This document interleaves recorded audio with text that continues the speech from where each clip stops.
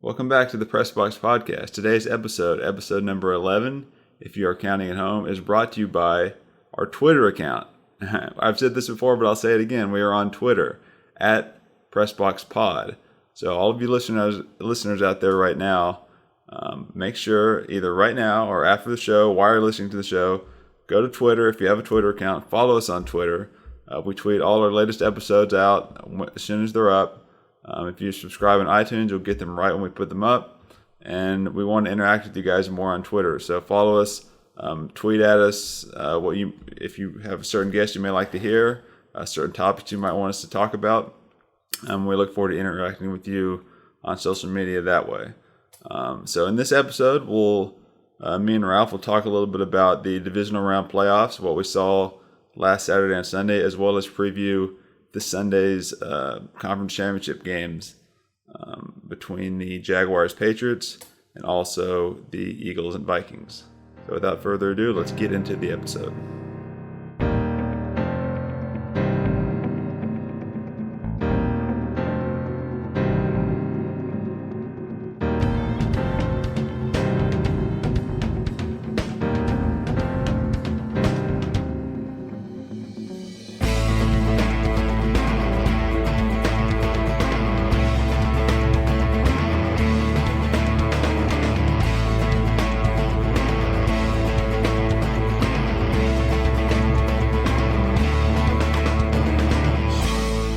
So as we look forward to championship weekend this coming weekend, let's start with kind of taking a look at some of the games that happened last weekend to kind of see how we got here. So let's start with that first game on Saturday, which was Eagles-Falcons. I would say that it was a good game, close all the way through. The Eagles obviously weren't at full strength without Wentz, but they found a way to pull it out. I mean, I think that obviously they would be much more formidable with Wentz, but going into this weekend, I think he's going to draw confidence from that game, and I think that you're going to see them play a little better this week based off what they did against the Falcons. And what were your thoughts about that game? Yeah, I think you just hit it right on the head. I think the fact that they were able to come out of that game with a win, and I'll talk about that in a minute, will give them confidence because now they know they've been able to win a playoff game without Carson Wentz. Nick Foles should have a little more confidence. But, if you looked at that game Saturday, the Eagles and the Falcons, the Eagles basically told Nick Foles in not so many words, you're not going to be the reason we win this game, and you're also not going to be the reason we lose this game. Right. Everything was, slip screens and short passes and that sort of thing. Well, this week against the Vikings, he is going to have to be the reason they win the game or lose the game. I mean, It's going to be a totally different scenario. But that's basically what they said Saturday was, hey, we're going to manage this game, Nick, where you're not going to lose. You're not going to be the reason we lose, but you're also not going to be the reason we win. So that was part one. The second part of that game that I thought was, the Falcons should have won that football game. Mm-hmm. When you have the ball, when you have Matt Ryan as your quarterback, you have Julio Jones and Mohamed Sanu as your receivers. You have a first and goal from the 8, the 6? They were pretty close to the end zone with the first and goal. And you can't get the ball in the end zone? I mean, play calling was horrendous. You got to figure out a way to get Julio Jones open in the end zone. The guy is big and physical.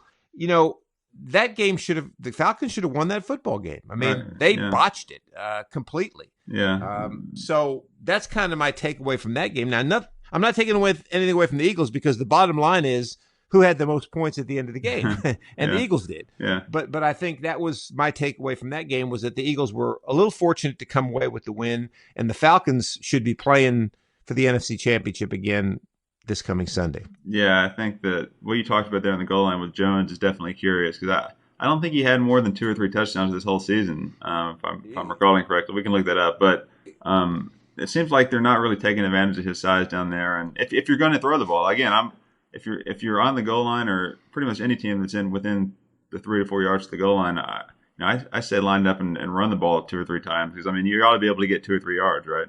I agree with you. It wasn't like there was 5 seconds left in the game. They had a chance to run the football at least once, maybe twice in that situation. And the play that they called on fourth down was even more curious. forget about the fact that Julio Jones slipped and they couldn't get the ball to him. I mean, why do you call that particular play? I don't understand it. I mean, the Falcons are a very talented football team, and their play calling. I know they lost Kyle Shanahan. I mean, yeah, but still, And I've never been a big fan of Steve Sarkisian, whether he's a head coach or an offensive coordinator. So that may be something they have to look at. But the play calling was curious at best in that situation. And, you brought up a good point. Julio Jones has not been very productive in the red zone. He's very productive between the 20s, but he's not very productive in the red zone, which tells me, okay, I understand teams are going to, when you get in the red zone, teams are going to say, hey, we're not going to let Julio Jones beat us. All right. Well, somebody else should be open to beat you then, Yeah. And then you should be able to score a lot of red zone touchdowns, which the Falcons obviously couldn't get done, this past Saturday. Yeah. I mean, I think that, they have to be kicking themselves right now, knowing that they got the Eagles without Wentz and they were right there. And like you said, those weapons, they couldn't get it done. But I think that's a missed opportunity for them, I think. Well, yeah, and they had the lead. What was it, 10-9 at halftime? That's true, right. So, then they couldn't score another point in the second half. I mean, that's ridiculous. Yeah. But anyway, that's beside the point. Right. So, all right. So, So like we said, we have the Eagles moving on. Now the second game Saturday was the Titans-Patriots, which, gosh, I mean, that one, it turned out like I think most everybody expected, unless you're a diehard Titans optimist. But, they went up early 7-0, right? Right. On that a pretty nice pass by Mariota. Yeah, it was just kind of all downhill from there. I think the Patriots had like 35 unanswered or something like that.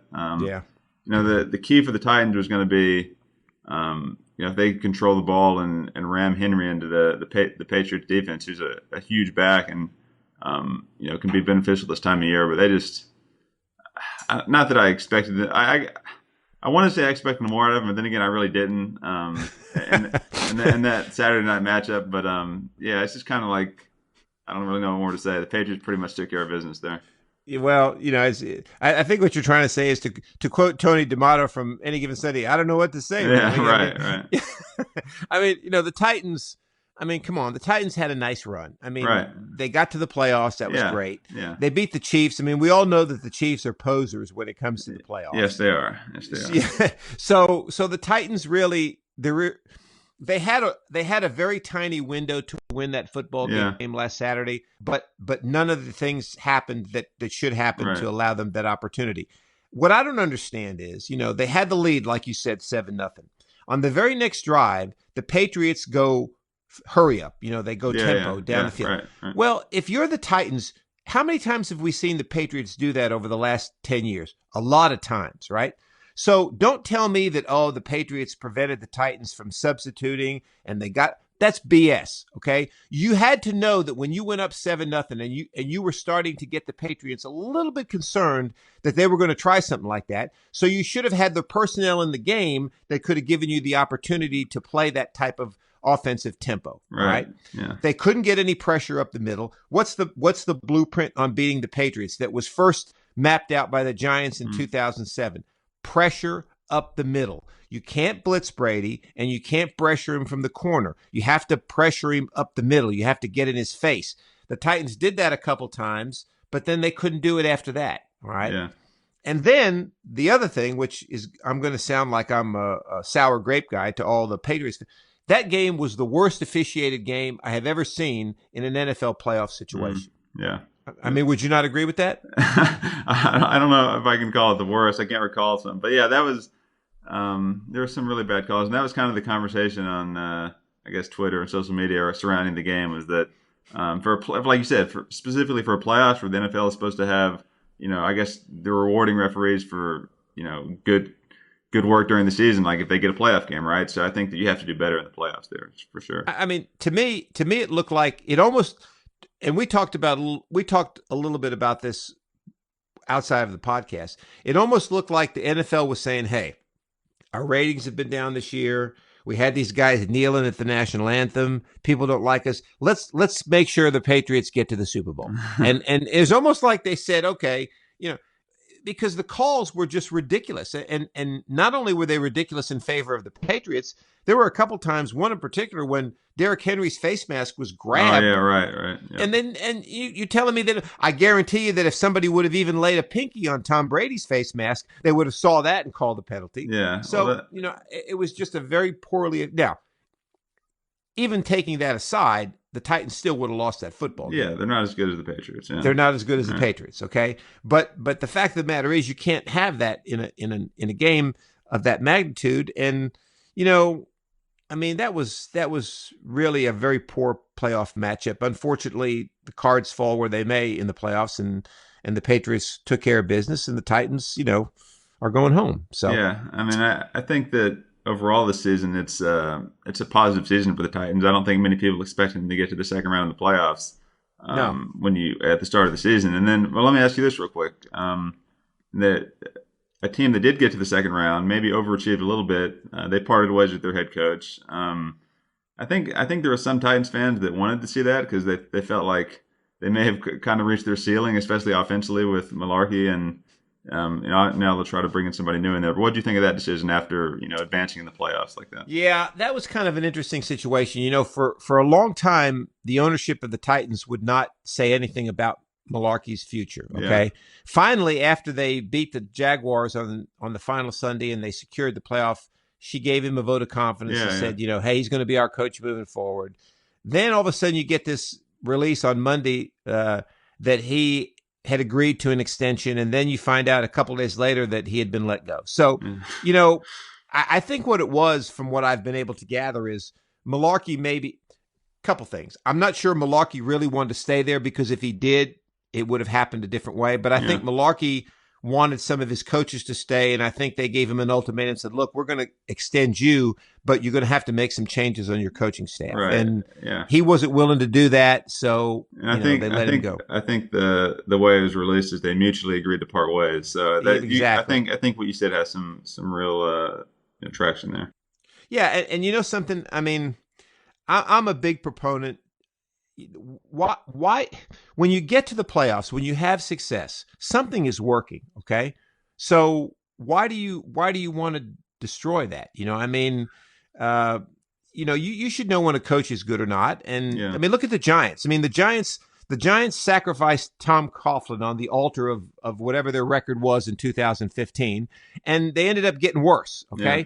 So, when you have a good coach, when you've had success, you're going to have down years, but you got to look at other things. First of all, is Malarkey picking the players? Probably not. No, all right. Yeah. So with the players that they have, they're more conducive to a power running offense, which means you can't get behind by 2 touchdowns. Right. You have to control the football game. All right.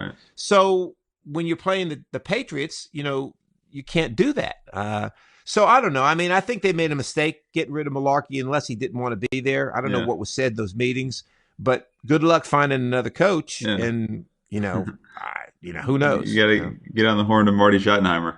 Yeah, I know. You're a big proponent of Marty Schottenheimer. I realize. All right. So let's see what we got here. So Sunday's games. All right. First game. I just say that was a little bit surprising, I think, especially when you consider that if you were to turn on the game in the second quarter, it was 28-7, Jacksonville. But Jacksonville took it to them there in the first half, and then. I don't know. What would you say that? Because a lot of people that are detracting from the Jaguars will say that, well, they still gave up 42 points, and that the Steelers came roaring back. But I feel like it was a little bit of, all right, let's protect our lead here, and not. I think they would have played it a little differently if it was a 13-10 game. But I just looked at the first half and say that I was really impressed by the Jaguars, and I want to see them do that again this coming week. So what were your thoughts on that game? Well, here are my thoughts on that. I think. To answer your first question about some people saying, well, they gave up 42 points. First of all, the Jaguars are a young football team, okay? And Tom Coughlin has come in there and he's molded that team to his image, and he's made them what he wants them to be, all right? Play tough-nosed defense, have a great pass rush, run the football, and have a quarterback that can get you, that's not going to make a tremendous amount of mistakes, which we don't know if they have that yet. But anyway, regardless of the point, okay? All season long, the Jaguars have been kind of playing with house money, right? They were young. Nobody expected them to be where they were. They win the division. Okay. Yeah. They beat the Buffalo Bills, in a game that was, sloppy to say the least. Yeah. And I think they jumped out to this 28-7 lead. And I think in their minds, they started thinking, hey, wait a minute. We're going to be going to the AFC Championship game. We got a lot to lose here. And I think they got a little tight. Okay. They started playing just a little bit tight, saying, hey, we got to protect this lead. We have a chance. And the Steelers are a good football team, and the Steelers were able to make some plays and get back in that football game. I think if Sunday's game would have happened, say 2 years down the road, I think you would have seen the Jaguars win that game 42-14. All right. That's a good but point. I think their youth, maybe they started playing not to lose rather than to win. Now, the Steelers allowed them to come out of that game, right? I mean, that onside kick that Coughlin called there at the end of the game, that was ridiculous. Okay. I mean, you're losing 42-35. Okay. You got 2 minutes and 18 seconds left. You got the 2-minute warning coming. All right. If I'm Mike Tomlin, all right, I'm kicking that ball deep. Why? First of all, I got the 2-minute warning. I've got timeouts. And in your heart that the Jaguars are not going to let Blake Bortles lose that football game, right? So Bortles is not going to be throwing the ball down the field. They're going to be handing it off to Leonard Fournette. So you crowd the line, you 3 and out, you get the ball back with good field position, and you're on your way. Now, if that would have been Tom Brady or Eli Manning or Brett Favre down, then you onside kick, because if you kick it to them, you're not going to get the ball back, all right? Yeah. But with Blake Bortles as the quarterback, that was a poor decision, all right? The second poor decision was, early in the game when they had a 4th and 1 and they decided to run wide. I mean, you got a quarterback who's 6'5", 265 pounds, quarterback sneak. Yeah. Play to your strengths. Exactly. I was going to say the exact opposite with the Jaguars on 4th and goal on their first drive. They just hammered Fournette right up the middle and they got it. I think that set the tone for the whole game right there. You're exactly right. It set the tone. I mean, and the Jaguars, the Jaguars have the blueprint to beat the Patriots. Yeah. Okay. The wild card in this whole thing is Blake Bortles, right? I mean, and you saw 2 different Blake Bortles. The Buffalo Bill game, he played like he was a deer in the headlights, right? But you know something? Against the Steelers, he played really well. He actually did, yeah. I mean, he made some really good throws. He ran the ball well. He didn't turn it over, is that right? No, I don't think he turned it over. Okay. So if you get that Blake Bortles with their defense and their running game, we could have a pretty good football game Sunday. Yeah, absolutely. And we'll talk about that a little more in detail here in a second. But that last game on Sunday, the Saints-Vikings. The Saints-Vikings. Yeah, what? Go ahead. What? The miracle in Minneapolis. Yeah, exactly. I think I saw a shirt on Twitter now that they're making with the Miracle in Minneapolis. So that's going to be it. It's going to be like the Music City Miracle type of deal. There you go. That's right. You can point to in future years. But so that game, look, the Vikings advance on that crazy last second play, and we'll start there, I guess. I mean, I'm not going to give credit to the Vikings for that, because they were just kind of heaving it up and see what they had. That is all in the Saints. That safety, right? You mean you can't let that happen. I mean, no. If anything, let him catch it and then tackle him. Don't go for any type of hit or play or try to make anything happen. Just make sure he doesn't get in the end zone. And I feel like that's pretty easy to do. Well, I'll give you a perspective that you and our producer don't have. I'm just glad I wasn't that young man's father. Okay, because the last thing you want to see is your son make a play like that. Yeah. And I say that kind of in jest, but yeah, it was a very bad play. And I understand heat of the moment. I understand the emotions of the game. But before that play even started, okay, I mean, you got 10 seconds left. Yeah. You got to be going through your head. Okay. Don't let him get out of bounds. Don't let him get behind us, okay? Funnel him to the middle of the field and make the tackle. Yes. All he had to do was stop, wait for the guy to catch the ball, and then as soon as he caught the ball, hug him and drag him to the ground or drag him out of bounds, okay? So, he made a poor judgment, all right? But let's give the Vikings a tiny bit of credit, okay? Let's give Stephon Diggs a little bit of credit. He kept his balance. He didn't go out of bounds. Right. He could have got out of bounds, because I watched the play. Yeah. I watched the replay of it. There was about 3 or 4 seconds on the clock when he made the catch. Yeah. He could have easily just got out of bounds and said, okay, we'll kick the field goal. Good awareness, yeah. Right. It was great awareness to keep your balance, all right, and then realize that he had a chance to win the football game. So that was a little bit of credit. after what happened. But you're exactly right. I mean, the Saints, they blew it. They absolutely blew it. I'm just glad I'm not a Saints fan too. I mean, that would have been a heartbreaking way to lose. That is rough. Well, I mean,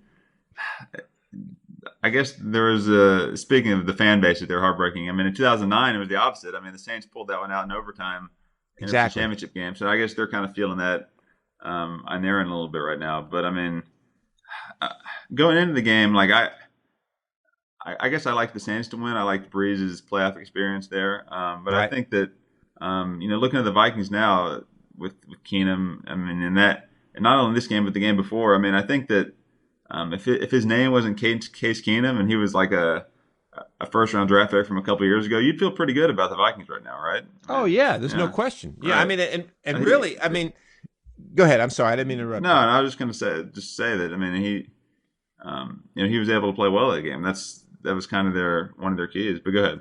Yeah, he made one mistake. When it was 17-0, and the Saints came down and scored that first touchdown, 17-7, he throws that ill-advised pass that the Saints intercepted, and that put the Saints back in the ball game. Sure. All right. So one mistake, but that mistake could have very well cost them the game. Yeah. But the second thing I talked a little bit about Mike Tomlin in the Steeler game.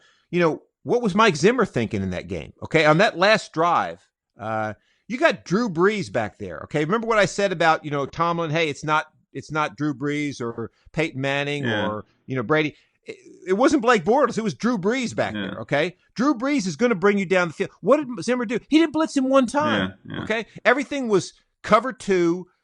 4 guys rushing. Well, I'm sorry. If you give Brees that look over and over again, he is going to pick you apart. Yeah. All right. So he basically allowed the Saints to get down there and take the lead. I mean, you got to change it up on a guy like Brees. So Zimmer almost cost him that game as well. But Case Keenum, I mean, the guy's riding the high right now. I mean, the clock may strike 12 at some point. It may strike 12 Sunday. It may strike 12 at the Super Bowl. It may not strike 12 until the offseason, but he may turn back into a pumpkin eventually, but the guy is riding a wave, and gosh, I mean, ride it till it rides out, Absolutely. I mean, I think that was ultimately good for the Vikings because he saved them from Teddy Bridgewater. I mean, I think he's a better answer than Teddy Bridgewater is, and he'll probably move on now to another team. But I mean, I'll let you lead it off. We'll start there. I mean, we're talking about this coming Sunday, a little preview here. We got Vikings Eagles. What do you see going forward in that game? Well, but before we get to that, let me make a quick comment on what you just said. I'm not so sure I would get rid of Case Keenum. Okay, I know you weren't saying that, but I just want to throw out that Case Keenum playing the way he did allowed Bridgewater to obviously get healthy, fully healthy, without having to put him in quicker. But you know something? I think if I evaluate this situation, I'm not so sure I would get rid of Case Keenum. I mean, the guy's a good quarterback. I mean, if you look at where he's been before, Houston, the Rams, back to Houston, back to the Rams. I mean, he's done pretty well with some pretty bad football teams around him. Yeah. So, maybe if you sit down and think it over, maybe the guy you trade is Teddy Bridgewater. Oh yeah, definitely. Yeah. Who knows? Yeah. But anyway, to go back to your original question, Sunday we've got the Vikings and the Eagles. That's the late game. Yeah. The late game. That's right. So we'll start with that one. Like I said, the Eagles are not going to be able to run slip screens and 5-yard outs, and Nick Foles is going to have to put the game on his shoulder. He's going to have to stretch the field like Drew Brees did against the Vikings. If you don't, the Vikings will smother you. I mean, the Vikings had the number 1 defense in the NFL. They will shut down your running game, and they will smother you if you think you're going to game manage this particular game. So they're going to have to put it on a little bit on Nick Foles. Now, the Eagles' defense is pretty good. I don't think they're as good as the Viking defense. So again, it comes back to Case Keenum, right? I mean, if Case Keenum's able to play like he's been playing all year long, I really don't see the Eagles winning this football game. I think the Vikings are going to win it. I think it'll be a well-played game. I think it'll be a close football game. But I just think this is the Vikings' year. And the reason I say that is, I mean, gosh, I know I sound like I'm a broken record when I keep talking about the Giants, but they're my team. But, you look at 2007-11, I mean, too many things happened. Everything fell into place, and you look at the Vikings right now. I mean, right now, they've gone the farthest of any team who's had the Super Bowl in their home. No team has ever gotten to the conference championship game when the Super Bowl's been at their home. Right. They've overcome injuries. They win a game last week on a miraculous play. I just think it's their year, and I think they're going to find a way to win that football game, and they're going to be back in the Super Bowl for the first time since Super Bowl 11. So I think that's the way it's going to go. Talking about things going their way, I mean, if you look at they coming into the season, right? They don't have Peterson anymore. Right. The guy they drafted to replace him, Cook, he tore his ACL week 4 or 5. He tore his ACL, right? Right. Their best receiver, who had over 90 catches, Adam Thielen, is a guy kind of came out of nowhere, kind of. I mean, yeah. I mean, to quote, I hate to keep bringing up movie lines to you, but to quote Dodgeball, their best player thinks he's a pirate. Yeah, right. So I mean, and then they started the season with Sam Bradford, who we know has talent. I mean, he was the first overall pick, and then he goes down, and you put in Case Keenum. So nothing about what happened in the offseason and very early in the season pointed to them being here. So exactly, I think you might be onto something here with this, however you want to say it, team of destiny or whatever. But go ahead. Well, no, let's look at another to make my point even further. What happened in week 6? They broke Aaron Rodgers' collarbone, right? Yeah. The Vikings did that, okay? Now, I'm not saying they tried to, but I'm saying they were the team. You take if Aaron Rodgers would have been healthy, the Packers might have won that division, okay? Yeah. So, I mean, you're exactly right. I mean, they don't have a standout receiver. I mean, the guy that caught that miraculous pass was a 5th-round receiver, okay? Their number 1 receiver hasn't amounted to anything. They got this guy, Adam Thielen, who went to Minnesota – Mankato, whatever. I mean, they got him out of a regional combine. Yeah, right. Okay. You got Case Keenum, who nobody wanted, even though he was the most prolific passer in NCAA history. Right. So, yeah, I mean, I just think everything has fallen into place for this team. And, they're riding the high. And and let's not forget that defense. I mean, their defense is for real. Right. I think that, had this game, or should this game have been played in Minnesota coming up, I think I would 100% agree. I think it's open and shut. But I think the fact that it is in Philadelphia gives the Eagles an advantage because the Vikings have to play outdoors, which they're not used to. Even though they're in a cold weather city, they're not really an outdoor team. And then if you look at kind of like I talked about, the progression of Foles, right? So that first game was against Oakland, I think, the first full game. Right. Didn't look great. Didn't look good against Dallas. But then he had the bye week. I think so. Now he's working with, and he had the win this past week, working with 4 to 5 weeks. So I think he's been able to build his confidence a little bit, combined with them getting this game at home. I think will keep them in the game. But I think ultimately, I would still pick the Vikings as well for all the reasons we just talked about. Yeah, I agree with you. I mean, I think if this was Carson Wentz, I mean, what Carson Wentz gives the Eagles that Nick Foles doesn't is athletic ability. Yeah. Okay. Yeah. You know that. I mean, Carson Wentz is able to make plays with his feet if he has to. He can move around the pocket. Foles is a drop back pocket type passer. Now, the Vikings faced that last week in Drew Brees. Nick Foles is not Drew Brees. So, if they can pressure him a little bit and get in his face and cover the receivers, even though I think Nick Foles will play fairly well, I don't think Nick Foles can win this football game. And to go back what I said at the very start, I think this is a game that Nick Foles is going to have to win for the Eagles. I don't think they're going to win it running the football, and I don't think they're going to win it throwing slip screens and 5-yard outs. Well, I will say this. They may not win it running the football, but if they can find themselves with a lead, I think that Blunt and Ajayi will give them an advantage because they can just trade those guys back and forth and beat on the Vikings defense a little bit. I agree with you. But even in that scenario, you're right. But look at the Saints. I mean, the Vikings completely shut down the Saints' running game. Now, the Saints really couldn't afford to run it very well because they were behind most of the game. But how did they get the ball back? They got the ball back late in the game to kick the go-ahead field goal by holding the Saints to a 3-and-out and stopping the run twice. So I wouldn't want to have to run the football against the Vikings. Let me put it that way. Yeah. And I was talking a little bit more. If they found the lead, but absolutely. I know you will. I know you will. So I think we're both in conjunction there with the Vikings, right? Yes, I agree. Okay. All right. So the early game now. Okay, this one is the one I'm looking forward to more because I want to see Jacksonville take care of business. But I mean, you said it maybe indirectly here about from the Giants in 2007 and 2011 having the blueprint. Well, the Jaguars have Tom Coughlin. Now, he's not on the sidelines, but he's I guess you could say the architect of the team a little bit here. Is what I guess he's the vice president or whatever. But so I don't think it's a secret. They know what they have to do in terms of their defense. It's just a matter of whether or not they'll do it. And I think that some of the youth and inexperience we talked about a little bit earlier with them might actually help them just in terms of them being too young and dumb enough to know what's actually going on. They're playing the Patriots in the AFC Championship game to where that most people think they don't have a shot, but they may just go out there and see it as any other game and actually get this thing.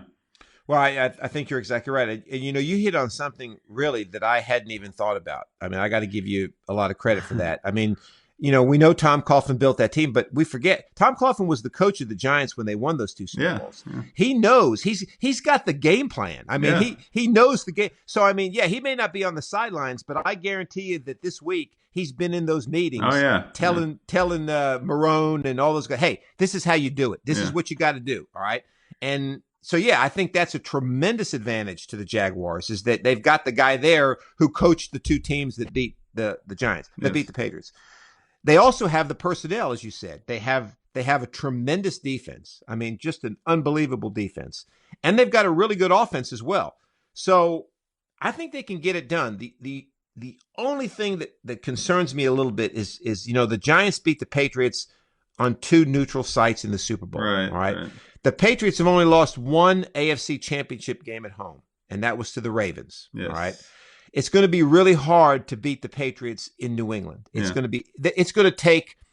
Well, I mean, the Jets did it, right? It wasn't the AFC Championship game, but the Jets did it, and they did it 3 weeks after the Patriots had humiliated them in New York in the regular season. That's actually a comparable team again because you have Sanchez to your Bortles, which is similar, and then I mean they have to look at that blueprint as well, which is a similar blueprint. You're right. And how did the Jets do it? Running game and defense, right? Yeah. No, it can be done. I'm not saying it can't be done. I mean, they have a better chance to beat the Patriots than the Titans did. There's no question about that. Yeah, definitely. But the key is they're going to have to, just like we talked about early in the Steelers game when they got ahead and they kind of started thinking, hey, we're almost at the AFC Championship game. We can't lose this. Yeah. If they get the lead on the Patriots late in the game, that's what they got to fight. Is that tendency to get a little bit tight and say, you know what, we can't make any mistakes here. You got to play it balls to the wall. You got to play as if it's 0-0, as if it's first quarter. Just let your athletic ability take over and play the game. If they do that, I think they're going to be just fine. And I also think they got to make sure the Patriots are going to come out. I almost would guarantee you this. The Patriots are going to come out and try to get a knockout in the first round. Yeah. Okay. I mean, they're going to try to come out and put 14 points on the board before the Jaguars can even catch their breath and knock them out. Okay. So the Jaguars have to guard against that as well, to kind of keep the game close for a while until they can get untracked and until they can do what they want to do.